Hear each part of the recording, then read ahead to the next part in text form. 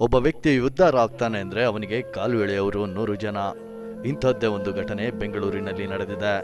ಹೌದು, ಬೆಂಗಳೂರಿನ ಉಲ್ಲಾಳುವಿನ ಮರಿಯಪ್ಪ ಪಾಳ್ಯದಲ್ಲಿ ನಡೆದಿದೆ.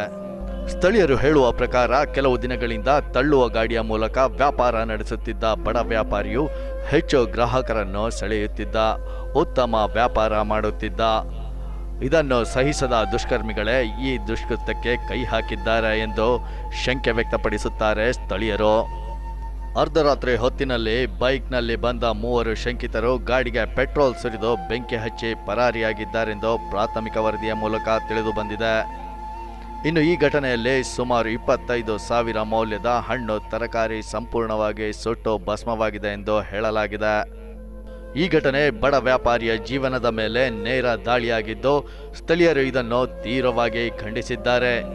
ತಿನ್ನೋ ಅನ್ನಕ್ಕೆ ಬೆಂಕಿ ಹಚ್ಚುವ ನೀಚತನ ಇನ್ನು ಎಂತಹದ್ದು ಇರಬಹುದು ಎಂದು ಜನರು ಕಳವಳ ವ್ಯಕ್ತಪಡಿಸಿದ್ದಾರೆ.